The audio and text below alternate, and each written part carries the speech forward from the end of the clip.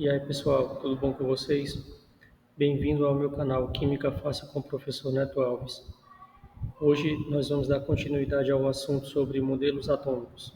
Quem está curioso, assista ao vídeo anterior, onde eu dou início ao assunto, falando sobre os modelos de Dalton, Thomson e Rutherford. E neste vídeo agora falarei sobre o modelo de Bohr e também o modelo atômico atual. Vamos para a nossa aula. Bom, como eu falei no vídeo anterior sobre o modelo de Rutherford dizia que os elétrons ficavam circulando ao redor do átomo como se fossem os planetas ao redor do Sol. Por isso que o modelo de Rutherford é chamado de modelo planetário. Ele dizia que no núcleo ficavam os prótons e os nêutrons e ao redor do núcleo ficavam os elétrons em órbitas circulares na eletrosfera. Porém, Niels Bohr ele percebeu algumas falhas no modelo de Rutherford. De acordo com a física clássica, uma partícula negativa circulando ao redor de uma partícula negativa vai sofrer atração, isso vai acelerar ela e ela vai perder a energia. E também no átomo, já que o elétron é negativo e o núcleo fica positivo por conta dos prótons, os elétrons eles adquiririam um movimento em espiral e acabariam se chocando com o núcleo, e assim o átomo ele entraria em colapso, ele se destruiria. E como isso não acontece, então o Bohr ele procurou responder a esses questionamentos. Ele estabeleceu que os postulados para explicar o elétron no átomo podem possuir apenas os elétrons eles possuem apenas certas quantidades de energia que são restritas. Ou seja, ele disse que os elétrons eles ficam em órbitas com níveis de energia limitados. E aí, para que o elétron vá para um nível superior, ele precisa receber energia. E para retornar, ele precisa liberar essa quantidade de energia que ele recebeu. E é por isso que o elétron ele não é atraído pelo núcleo. Ele percebeu que alguns elementos, quando eram aquecidos, liberavam emissões de ondas eletromagnéticas na luz visível.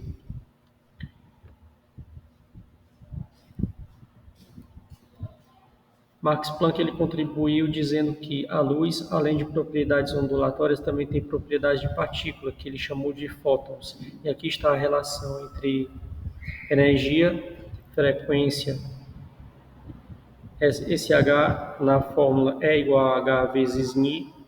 O H é a constante de Planck, que nós veremos adiante o seu valor. É a energia. E Ni, frequência da onda. Então, Bohr ele trouxe alguns postulados para o seu modelo que aperfeiçoou. Em um átomo, são permitidas ao elétron somente algumas órbitas circulares, sendo que em cada uma ele tem energia constante. Quando o elétron está num nível de energia, ele tem energia constante. Para ele passar para um nível superior, ele precisa receber energia. A energia do elétron é quantizada, ou seja, um elétron não pode assumir qualquer valor de energia, mas somente determinados valores, ou seja, órbitas permitidas, tendo assim determinados níveis de energia ou camadas energéticas. Então, ele chamou das camadas da eletrosfera, ele chamou de níveis de energia. Um elétron localizado numa dessas órbitas não perde nem ganha energia espontaneamente. Outros postulados. Um elétron pode receber energia de uma fonte externa somente em unidades discretas denominadas fótons. Então, o elétron no átomo ele recebe energia na forma de fótons, que é luz, né? Quando um elétron recebe um fóton de energia, ele salta para uma órbita mais energética, realizando um salto quântico e atingindo um nível excitado. Chamamos de estado excitado quando o elétron ele passa para um nível mais energético no átomo. Quando o elétron retorna para sua órbita anterior, ele perde a energia na forma de onda eletromagnética, ou seja, luz, que corresponde à diferença de energia existente entre as órbitas envolvidas. Um exemplo, temos um átomo na primeira camada. Para ele passar para a camada superior, ele tem que receber energia. Vamos dizer que na camada primeira ele está com nível de 1, mas para ele ir para a camada superior ele precisa chegar na energia de 10. Então ele recebe energia, atinge o nível de 10 e ele passa para a segunda camada. Quando ele vai voltar para a camada anterior, onde ele estava antes, ele vai liberar a energia com a diferença de 10 menos 1. Energia no nível excitado, menos a energia no estado anterior. 10 menos 1, 9. Então, a energia que ele vai liberar é a que ele recebeu antes. É isso que quer dizer. Aqui está a representação. São 7 camadas eletrônicas no átomo.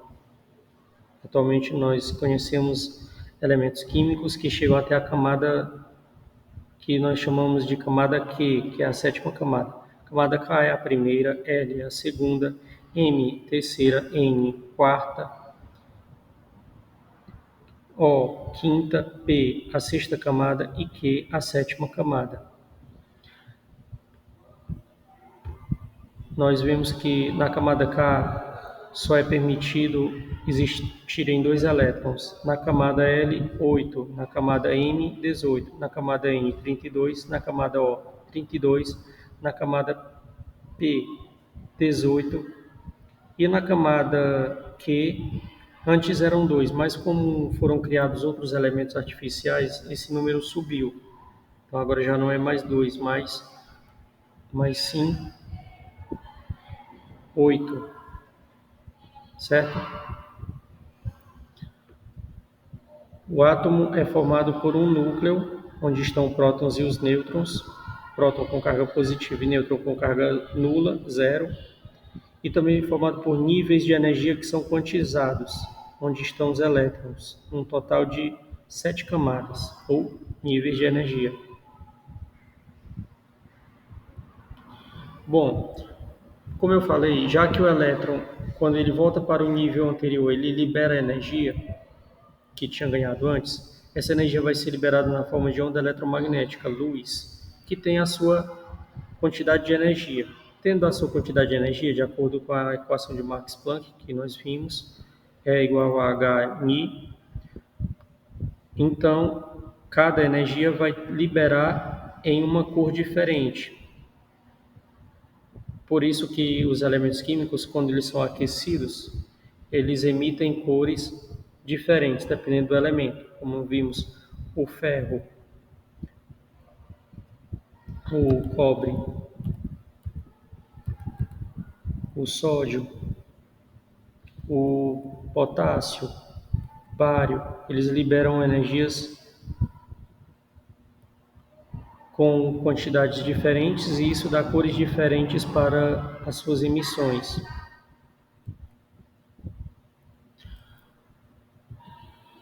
Aqui nós vemos o espectro eletromagnético, ele é bem conhecido.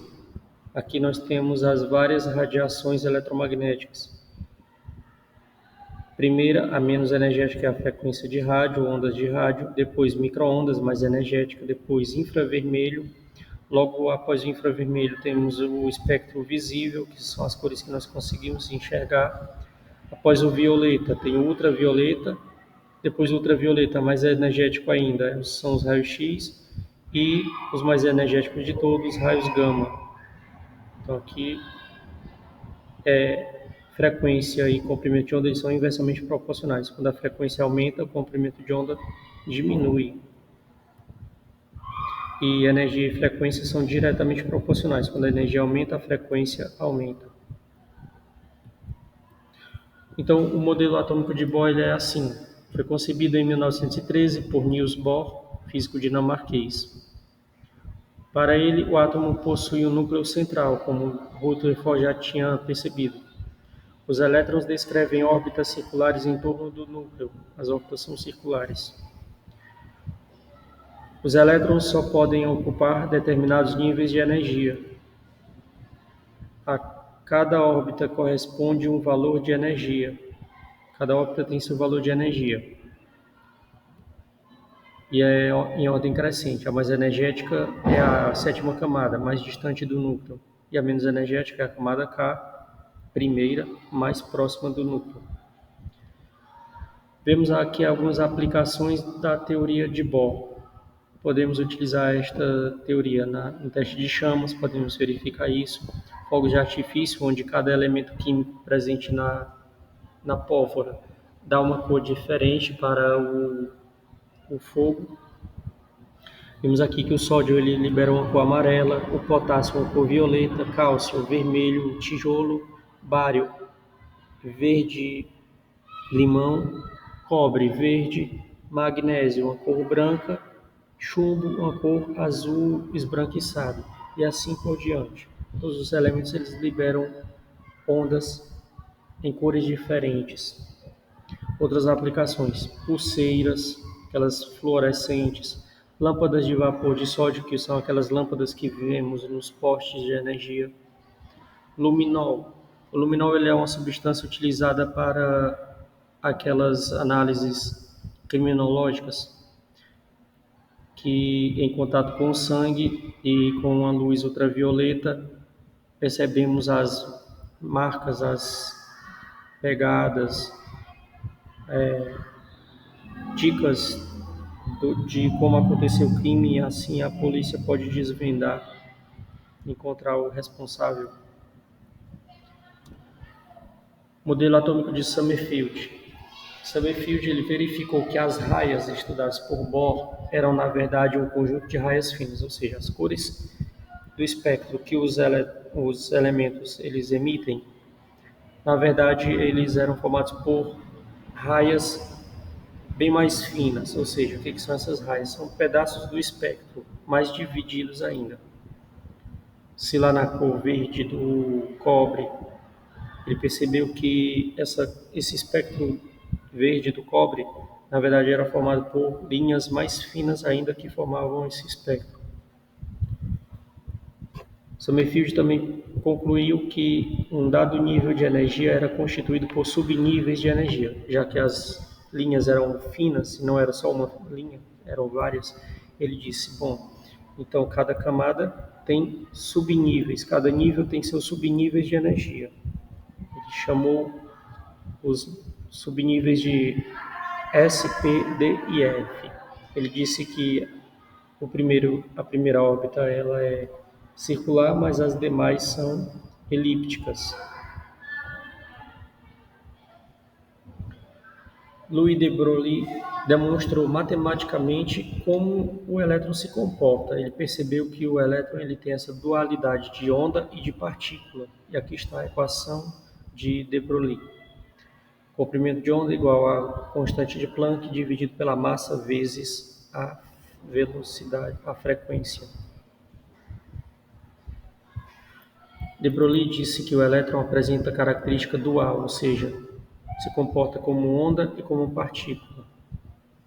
A rota do elétron é incerta e imprecisa. Nós não sabemos para onde o elétron vai, nem a sua posição, com certeza.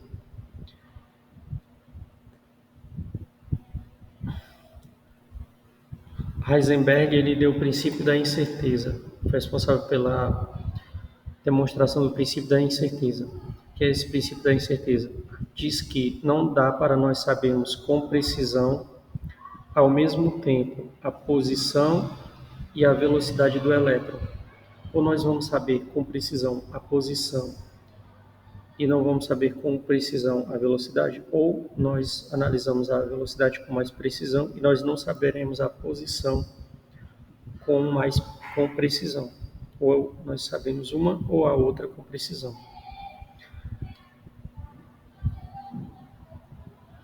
Determinar o tempo e a posição e velocidade do elétron com precisão é impossível. Desta forma, os elétrons passam a ocupar regiões onde é máxima a probabilidade de estarem, que ele chamou de orbitais. Então, já que não dá para sabermos com certeza a posição e a velocidade do elétron, nós podemos saber com probabilidade a posição onde o elétron vai estar. E essa posição mais provável onde o elétron vai estar nós chamamos de orbitais. Orbitais, que são os orbitais S, P, D e F.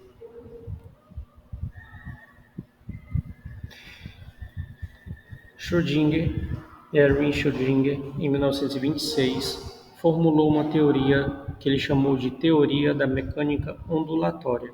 Determinou o conceito de orbital. Ele disse que orbital é a região do espaço ao redor do núcleo onde existe a máxima probabilidade de se encontrar o elétron. Pronto, então orbital é isso. A região que está ao redor do núcleo onde é máxima probabilidade de encontrar o elétron. Vamos praticar um pouquinho. O átomo pode ser comparado ao sistema planetário com o Sol representando o núcleo e os planetas, os elétrons. Esta definição de modelo atômico ela pertence a quem? Demócrito e Leucipo, Dalton, Thomson ou Rutherford. No início da aula eu falei sobre isso. Pause o vídeo e responda. Resposta certa, letra D, Rutherford. Os espectros dos elementos constituíram o suporte experimental do modelo atômico de espectros dos elementos, aquelas linhas de cores que cada elemento consegue emitir quando é aquecido. Foram responsáveis pela formulação de qual modelo atômico? Schrödinger, Bohr, Rutherford, de Broglie ou Heisenberg? Quem prestou atenção na aula sabe que a resposta certa é a letra B, Bohr. Em sua experiência, que levou ao modelo atômico nucleado, ou seja, com o núcleo, Rutherford bombardeou. Quem assistiu o vídeo anterior sabe a resposta. Ele bombardeou o que com o que? As lacunas 1 e 2 são corretamente preenchidas respectivamente com. Ele bombardeou uma lâmina delgada de ouro com partículas alfa. Resposta certa, letra D. Ok? Vamos continuando com a explicação. Essa demonstração aqui neste slide mostra a distribuição eletrônica de Linus Pauling. O que é isso? Distribuição eletrônica de Linus Pauling. São as quantidades de elétrons que podem ser preenchidas em cada nível e em cada subnível, ou seja, cada orbital. Existe um número máximo de elétrons que pode ser preenchido em cada nível e em cada orbital do átomo. Ela segue a seguinte ordem que eu vou mostrar agora. Este diagrama ele ajuda a gente a compreender a ordem. Ela vai em sentido diagonal, descendo. Começa com o orbital 1s2, depois ele volta, vai para o 2s2, depois 2p6 e 3s2 e assim sucessivamente, sempre em ordem que vai em sentido diagonal de cima para baixo. Aqui está a ordem crescente dos níveis de energia. Ordem crescente, ou seja, o nível e o subnível menos energético é o 1s2 e o mais energético é o 7p6, que é a ordem crescente de energia. Primeiro é 1s2, 2s2, 2p6, 3s2, 3p6, 4s2, 3d10, 4p6, 5s2 e assim sucessivamente. Isso é importante para a gente fazer a distribuição eletrônica dos átomos dos elementos químicos. Saber quantos elétrons estão em cada nível e subnível, dependendo do número atômico deles. Aqui estão alguns exemplos. O elemento número 1, número atômico 1, é o hidrogênio. Como ele só tem um elétron, de acordo com a distribuição de Linus Pauling, seria um S2. Porém, já que ele só tem um, fica a distribuição 1s1. Hélio é o segundo elemento, número atômico 2, ele tem 2 elétrons. Então, a sua distribuição eletrônica de nível e subnível ficaria 1s2. Carbono, número atômico 6, distribuição 1s2, 2s2, que é o orbital seguinte, e 2p2, porque ficaria a somatória 2 mais 2 mais 2, que dá 6, tem que ser igual ao número atômico. Nitrogênio, número atômico 7, distribuição é 1s2, 2s2, 2p3, porque fica 2 mais 2, 4, mais 3, 7. Oxigênio, número atômico 8, distribuição 1s2, 2s2, 2p4. Assim, somando, dá 8. Ferro, número atômico 26, distribuição dele é 1s2, 2s2, 2p6, 3s2, 3p6, 4s2, 3d6, porque fica 2 mais 2, 4, mais 6, 10, mais 2, 12, mais 6, 18, mais 2, 20. Para 26 sobram 6. Temos aqui uma dicasinha que diz: apesar do 4s2 vir antes, ou seja, ser menos energético ao formar os íons, o elétron, no caso do átomo de ferro, ele vai sair primeiro do nível 4s2 e não do 3d6. O európio número 63, ele é um elemento do bloco F, ou seja, ele é um lantanídeo. Seus elétrons extras vão para o nível e subnível 4F. Aqui está a distribuição completa do európio número 63. Se você somar os elétrons, vai dar 63.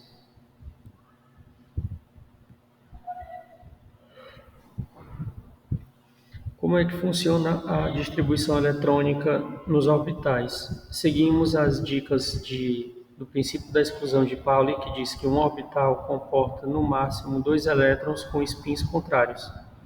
Ou seja, cada orbital vai ter no máximo 2 elétrons e um precisa estar com um spin para cima e o outro com um spin para baixo, ou seja, sentido de para cima e para baixo.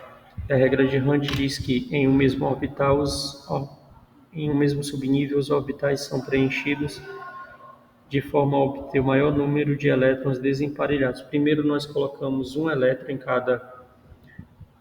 em cada orbital, para depois a gente completar esses orbitais. Em cada orbital cabem 2. O que quer dizer isso? Temos aqui um desenho que ajuda a gente a compreender. Esses aqui são os números quânticos que eu vou explicar daqui a pouco. Os níveis, eles são 7, correspondem a 7 camadas. É o número quântico principal, chamado de N. Subníveis, temos 4 subníveis. O subnível é o número quântico secundário, que nós utilizamos a letra L. Então, o subnível L para o orbital S é 0. O número quântico secundário para o orbital P é 1. O número quântico secundário para o orbital D é 2. E o número quântico secundário para o orbital F é 3. Então, os números quânticos secundários podem ser 0, 1, 2 ou 3. S, P, D e F. Já os orbitais são esses quadradinhos aqui que nós estamos representando. O orbital S tem apenas um quadradinho. O orbital P tem 3. Subnível D tem 5 quadradinhos e o F tem 7. Então, no orbital do S, nós podemos colocar no máximo 2 elétrons. No P, só podem ser colocados 6 no máximo, porque em cada quadrado só podem ser colocados 2. 2 mais 2 mais 2, 6. No D, só podem ser colocados no máximo 10 e no F, no máximo 14. Lembrando, em cada quadradinho só podem ser colocados 2 elétrons, e é um para cima e outro para baixo, uma seta para cima e outra seta para baixo, representando os spins dos elétrons. Spins são outro número quântico, é o número quântico de spin, que pode ser mais meio quando a seta é para cima e menos meio quando a seta é para baixo. Voltando aqui para explicar. Números quânticos dos elétrons. Os números quânticos principal indicam o nível de energia do elétron. São valores n de 1 a 7. Quanto maior o valor de n, maior é a energia e a distância do elétron em relação ao átomo, ou seja, a camada mais energética é a 7, menos energética a 1.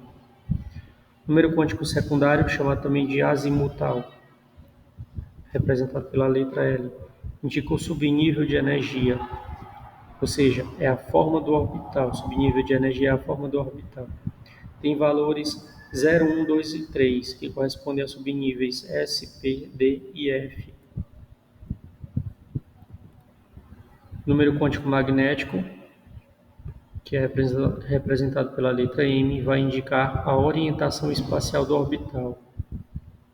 Para o subnível S, o número quântico magnético é 0. Para o subnível P, pode ser valores -1, 0 ou +1. Subnível D, valores de número quântico magnético -2, -1, 0, +1 e +2. E para o subnível F, -3 até o +3. E o número quântico de spin, ms, pode ser mais meio ou menos meio. São os 4 números quânticos. O número quântico principal, que representa o nível de energia, a camada. O número quântico secundário, que representa o subnível de energia, ou seja, a forma do orbital. Nós vamos ver mais adiante quais são as formas dos orbitais. Subnível, depois vem os orbitais, que é o número quântico magnético, e número quântico de spin. Esses são os números quânticos. Então, o modelo atômico atual ele fala o seguinte: o átomo ele possui um núcleo central de tamanho muito diminuto, ou seja, muito minúsculo, e possui nuvem eletrônica.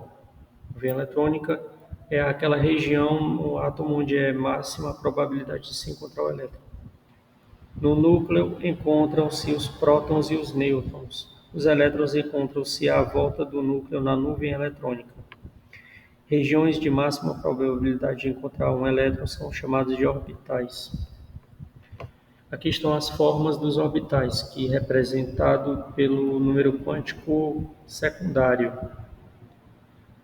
Já que o orbital S ele só tem uma forma, então ela é esférica. O orbital P pode ser 3 formas, o Px, Py e Pz.